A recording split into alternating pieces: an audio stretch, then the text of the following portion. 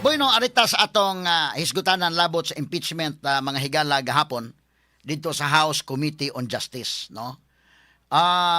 Before ta mo adto sa affidavit ni kini ni ang Ramil Madriaga, dunay kaso kini nga kidnapping apan duna say testimonya mahigala nga gihatagan og igong pagtagad sa House Committee on Justice, no?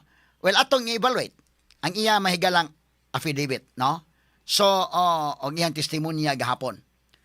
Okay, ari sa ta mahigala sa mga punto nga diin kanang klaro-klaro kay no may naminaw nato nga kanang ang uban ganahan kay maminaw sa kong programa kay mga pro Duterte unya sa ilang paminaw mo kapabor sila na ibang ganahan. Napoy uban mahigala nga kana na ang ganahan paminaw anti Duterte kay makakaton po sila, no? Doon na po mga higalay kana na ang i-evaluate na to kanang klaro-klaro ba punto legal, no? Kay kato mga pro Duterte ug anti Duterte ug unsay akong opinion mao nay akong opinion ha. Legal mga higal mga punto legal. So alam mo kasilo dayon og duna mga higala tay mga opinion kay ako nagbase man ko sa unsay atong tan-aw base sa legal perspective sad. So kinani ang klaro-klarohon ta lang ni, no? Aron nga makwanta gini, importante ma-explicar na to kay duna mag-uban nga kana na ang mga antay o mga pro, mayon niya ganahan ta kay kana na ang makakatunta na may nana. Labos tanan doon na po yung mga kita natin mga friends, mga lawyers na minaw sa nato, no? Nya doon na po yung mga law students. Sa gila ng mga lawyers kay kini mga lawyers okay naman na sila. Pero kini mga law students sa minaw sa nakuban. So ini paminaw nila maka-cut on po sila. No, muna nga atong hatagan sa klaro-klaro lang ba. Okay, so kini ni ang unahon na to, dili pa ta mahigala mo adto gyud sa affidavit ni Madriaga. Unahon na to kini kay ang pangutana nganong nadayon magyud ang hearing sa House Committee on Justice. Nga naman kay petition sa Supreme Court nga gipaundang na kana mong hearing tungod kay mini trial man kana may una nga punto. Ikaduha, nganong nadayon man nganong wa man motungas BP Sara ingon siya bloodbath. Kaduhang punto. Ikatulo, o nganong may mga abogado may mitunga. Kaya kato si Attorney Pua mahigala nga abogado niya usa siya mga lawyers mitunga pero not as counsel of VP Sara. Nitunga siya as resource person kay he was an official of DepEd before when Sara Duterte was the secretary of DepEd. So he was invited yesterday not as a lawyer ni Sara Duterte but as an employee, as an official of DepEd. Niya itong panahon ni Sara. Nya dayon ikaupat nga atong isgutan kining affidavit ni Ramil Madriaga. Ikalima ang ilang mga direct examinations sa mga congressmen. Kutob lang sa atong maabot sa oras ha. So atong tagsa-tagsaon na una. Ngano na dayon man ang hearing gyud nga duna may petition didto sa Supreme Court nga mini trial kini. No? Ang pangutana ana may gala kana bang petition sa mga abogado, unang midagan dito si Torion man. Doon na ba'y punto tong iyang petition? Ikaduha si Sara Duterte ni dagan dito mahigala Supreme Court. Nabay punto. Pwede ba? Ang tubag pwede gikang mudagan Supreme Court, demokrasya man ta. Ang tanang remedies, pwede gamito na sa defense unsay ilang mga tan-aw nila nga remedy mga sukit tigpabinaw. Okay, ba mo naman na nagtingog sa kondongan kasamang kay? Wala ba? Okay. Sige. So pwede ra na kay unsay available remedy pwede ra gyud ang gamiton sa depensa. Nangano man nga nidagan man sa Supreme Court do na may mga punto sad. Kay sa ako nang gikaingon ang power to initiate impeachment na sa lower house. Na sa House of Representatives. But ang power to hear ni ining impeachment nga kaso tuwa ka na sa Senate. Ang Senate ma-convert siya as impeachment court so tuwa dito ang trial. Ug himo og mini trial ang House of Representatives pwedeng questionon. So pangutana ka na si Sara Duterte sa Attorney Torion ni dagan Supreme Court, nabay punto na silang ilang pagdagan? Di ba kay dagan-dagan lang nga way hinungdan? Ang tubag naa. Nga naman, ang konstitusyon klaro man nga ang power to hear impeachment cases tuwa ka na sa Senado. Ang judges anak ng Senado. Yung karon kining lower house, kining mga congressmen, di man sila mga senador. Anong pahigayon mo sa mini trial? So dunay punto ang pagdaga ni Attorney Torion dito sa Supreme Court. Ingon man si Sara Duterte. Pero ngano na dayon, punto legal lang ha. Punto legal lang. Nya ngano na dayon mangyod, nya nanagan man sa Supreme Court. Ako ning gitagsa-tagsa lang kay laylain magutag level ba sa kinini ang background pod mga kagalaan na may mga naminaw na to. Ako nang gituyo kay ang naminaw na to ugod gikan sa type A audience to type D. Ha? Muna nga akong gitagsa-tagsa lang, no? Mga professionals na naminaw na to, doon na po yung mga naminaw na to nga mga yanong tao lang sad. So muna akong ipasabot. So nidagan si Sara Duterte Supreme Court, nidagan si Torion Supreme Court, pero wala pasabot nga dili madayon ang hearing sa House Committee on Justice. Ngano man, wala man mo issue ang Supreme Court og temporary restraining order. Straight to the point. So ang pangutana, sakto ba ang gibuhat? Within the legal framework ba ang gibuhat sa House Committee on Justice nga panguluhan ni Congresswoman Jirbel Istro sa ilang gibuhat gahapon nga himo gyud sila mahigalag clarificatory hearing. Ingnon talang clarificatory hearing, ha? Ang tubag sakto. Sakto ang gibuhat nila sa mga congressmen nga nagpahigayon sa hearing tungod kay ang Supreme Court wa man mo issue og temporary restraining order. Straight to the point. Unya, akong emphasize, labi na sa mga estudyanteng naminaw, whatever decision sa Supreme Court, niadtong petition nila nga ilang gisaka ni Torion, Attorney Torion o ni Sara Duterte, whatever decision sa Supreme Court, atong dahuro na. Ha? Og moingon na Supreme Court, wapas na ka-issue og TRO or dili sa mo issue TRO, okay. Atong tahuron Supreme Court. Og mo issue uroy og TRO, kay naparabay sunod nga hearing day, April 22 ang sunod hearing. Og mo issue ang Supreme Court TRO, dili na madayon. Ang sa April 22. Unsay decision sa Supreme Court, atong tahuron ng Supreme Court. Dili kay, pabor ng Supreme Court, o kita, unyang mo, supa, di mo pabor sa itong baruganan, suko ta Supreme Court.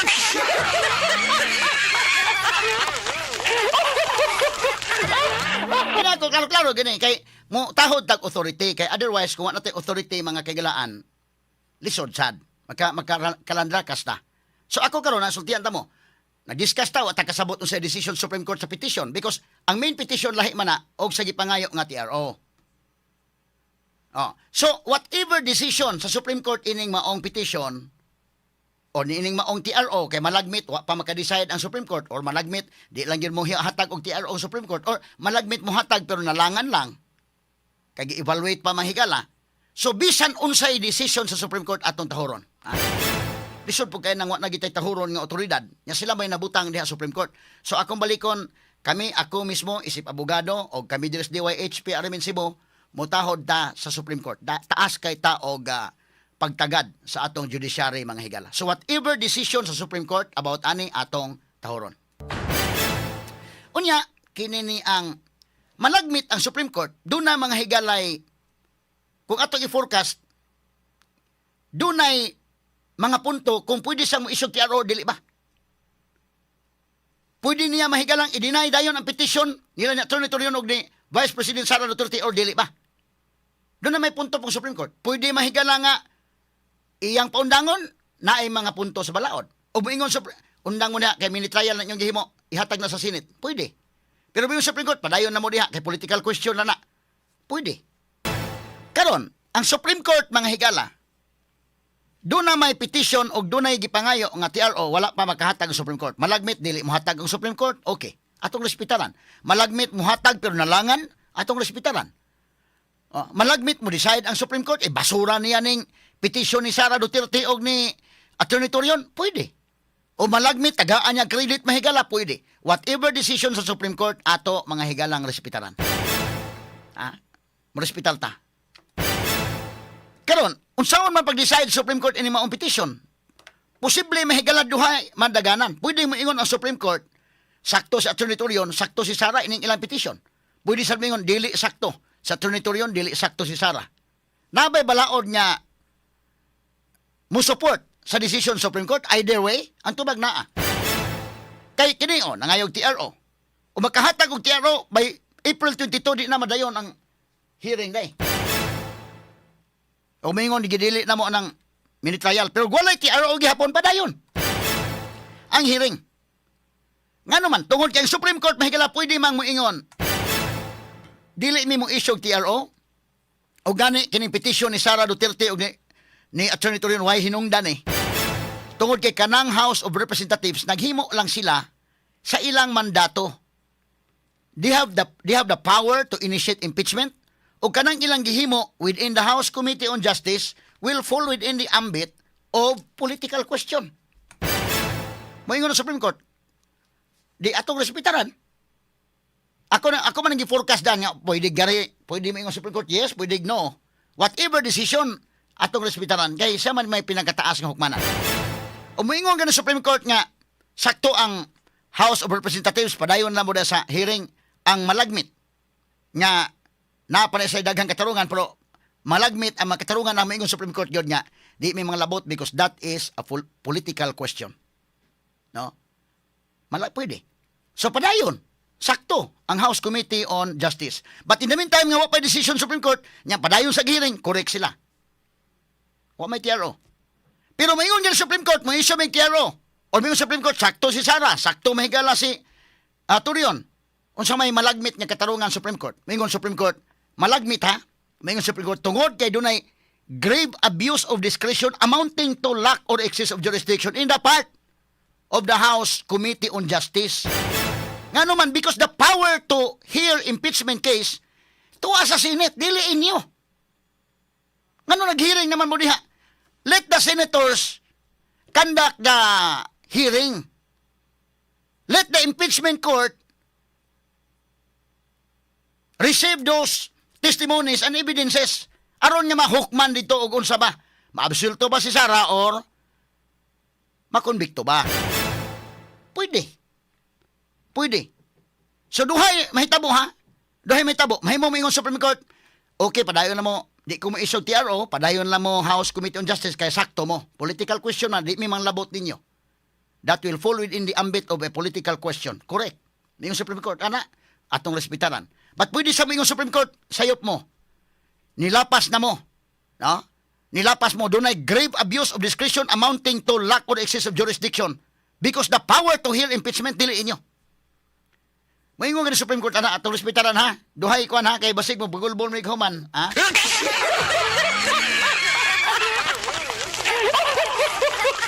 Kini ang mahigala atong analysis bugod pinasikat bugos balaod ni. Muna nga kini ni ang ato may explain pinasikat bas balaod mga sukitig paminaw, ha? Muna posible nga mahitabo na arita mahigala sa sunod.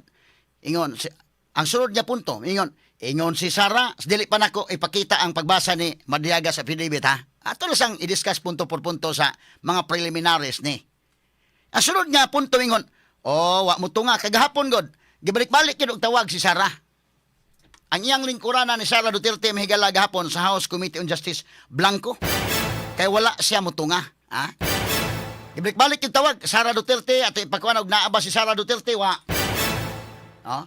So ang mga tao mingon din, tanawa, ingon, bloodbath. Bloodbath, o malagi mo ito nga. Ha? So ditalaw, ang uban po mingon, guilty na. Ang uban mingon, hadlock na. Muna, isulti sa mga suko sa mga Duterte.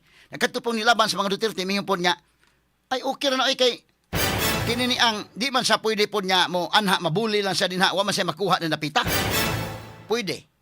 No? Ang atong punto legal, ani mahigala, mauni. Unang-una, kanang wa pagtungan ni Sara diha mga kahigalaan. But by pasabot guilty si Sara ang tubag dili. Straight to the point. Dili kay ang proper forum mahigala to man sa Senate. Unang-una si Sara mahimong dili mo tunga diha. Kay do naman sa maka-invoke man sa rights against self-incrimination. Dili ko mo tunga diha. Mamili ko og asa ko mo adto nga proper forum nga doon ako'y chance, tanaw na ko nga fair and trial. But dili sa lower house, mabasa na ba mo, si Sara mahigala abogado, o gawas ng abogado, politiko na, kasabot sa unsay politics. Naagi na mahigala, mayor, vice mayor sa Davao, kibaw kabag unsabay politiko, unsay congressman. Kining congressman mahigala, predictable man na sila. Mo nag-iingon attorney, ni Congressman Tupas day, ang Senate dili predictable. Kay mag-agad ba na sa isyo mahigala sa national. Ba't kini mga congressmen, unsay dikta mahigala sa Malacanang, mapugos ka mahigalag tuman kay lisod po kay di ka matagaan mahigalag budget para sa mga project. Dili sa ingon nga malita ha, dili. Ang ako ba na may mga budget ana nya imo pong distrito imo sang atimanon. So mo nang kasabot sa tama nga sukid di paminaw. So si Sara sa iyang kabahin ang wa niya pagtunga sa House Committee on Justice nagpasabot ba nga guilty na siya? Ang tubag dili. Ngano man, dili pa po na makahukom ng House Committee on Justice o guilty o dili guilty. Ang muhukom man na ang Senate man. Straight to the point. So, strategy kini ni Sara nga dili ko mutunga diha. Kada bang kamao ka mo choose imong battle ba? Kamao ka nga kani nga forum, di lang ko mag-usik sa akong oras diha, di ko mag-usik sa akong resources diha. Di ko mag-usik sa akong energy diha. Mo prepare na lang ko nga to sa Senate. Kay dito sa Senate at least matagaan ko og fair nga trial. Straight to the Sa point. to pa part ka na sa iyang strategy. Ikaduha, maka-invoke siya sa iyang rights against self-incrimination and that is a constitutional rights ni Sara Duterte. So iyang opsyon na umutunga siya diha or dili. Nga sunod, kinini ang paghatag po na mahigala og iya pong gi-safety ang Office of the Vice President. Iyang gi-safety day ang Office of the Vice President. Kay mutunga ka dito, ibuli ka sa mga congressmen. Imagine, Vice President ka. Ikaw mo ikaduha. Nga pinakataas nga posisyon sa gobyerno sa Pilipinas, umutunga ka diha, bulihon na kag mga congressmen. So siyempre, ikaw maghuna sa ka nga, di na lang ko diha napita. Gawas nga di ta kakita og fair nga trial diha, adto na lang ko sa Senate. Pwede na option ka na sa respondent nining impeachment case. So wa magpasabot nga tungod kay wa sa muto nga nahadlok na si Sara. Ang hitabo ana mga kaigalaan, mahimong strategy ka na. Pareha na kaso ba? Kaso nga i-file sa fiscal. Nag-file sa fiscal sa kaso. Pagtanaw sa fiscal doon naman ni probable cause, tanaw niya okay man doon na may mga basihanan, iyang isyuhan og patubagon niya ang pikas nga side. Pagtubag anak kung tanaw sa fiscal kinahanglan og clarificatory hearing pa tungahon imbitaron ang parties. Nan kung dili mo tunga ang pikas party, guilty na ba ang tubag dili because ang fiscal di man makahukom guilty dili. Ang power to judge kung guilty ba or dili tuwa man sa Senate ato man sa judge. Ang fiscal mo evaluate na siya na probable cause niya, wa man mo tunga ang kontra. Okay, atong i-file pasaka na nato ning kaso because we will consider nga ni waive sa siyang rights. So ibuhaton sa fiscal mo pasaka na sa kaso ngadto sa korte. So inani pod ni kining House Committee on Justice, nag-serve sila isip sama sa mga prosecutors. In fact, sila may mo serve as prosecutors if the case will reach to the Senate. Sila may mo serve as prosecutors. Now, in the meantime nga naa pa diha sa ilang habik, sila may mo serve sa gihapon sama sa prosecutor mo evaluate kung doon na ba'y probable cause. Sumo ka na nga ilang ginahimo og naay probable cause, okay, editso na sak. Adto na sa sunod nga steps. Munay angay nga buhaton. Ug wa mo tunga ang kontra, di okay, waiver sa iyang side. Dili mga higala mahukman o guilty o dili guilty at the level sa House Committee on Justice because ang forum nga makahukom o guilty ba o dili mauman ang Senado, ang impeachment court. Straight to the point. O malagmit kining gibuhat ni Sara Duterte nga wa pagtunga, usa kini ka strategy. Balikon ko strategy tungod kay number 1, kita man ka. Pag ingong bitaw sufficient inform, tanan sila hapitan usaray wa mo butar. Sufficient substance hala. So kita ka bias ni mga tawanan. Dili lang ko dinhi. Iyang perception ni Sara di ko kakuha dinhi og fair nga evaluation. So ikaw mo Sara, abogado ka, politiko sa ka, kay bawag ka unsa ba? Lawom kag nibaw-an diha unsay unsay mga politiko, unsay lawyer, unsay lawyering mahigala ini ani nga klase. Ug ikaw po'y abogado Sara mahimong advice ka nga wa ta diha kini ni ang Vice, dili ta diha magsilbi Vice, arita sa sunod nga forum, at least na tay chance diri, ha? Oh. So, mo na nitabo. Strategy niya tungod kay number 1, iyang giproteksyonan ang Office of the Vice President, taas nga opisina. Unya mo sud ka diha mahigala, pwede kang bugal-bugalan nang diha nikin. Dili iyang gitanaw, dili ko gusto nga bugal-bugalan ang opisina sa Office of the Vice President. Ining mga ubos pag mo nagranggo ng congressman pero kumuanha ka bulihon kanila. kasabot ka sa mahitabo nimo. So nganong mo asdang man kadiha? So strategy. Number 2 strategy tungod kay naa may proper forum para sa trial. So wa mo to nga Sara, sunod nga punto miingon, wa mo to nga Sara hasta nga abogado. Say daghang abogado wa gigani mito nga bisag usa. Kay kadto sa attorney Puwa, mitunga man to dili man as counsel. Nitunga man to as resource person tungod kay siya usa sa mga official sa DepEd before. So limang ka bisag nga abogado wa mo to nga. Now, ang pangutana ron, sayop ba sa mga abogado ni Sara nga wa mo to nga? Wa ba sila pagtahod sa House Committee on Justice?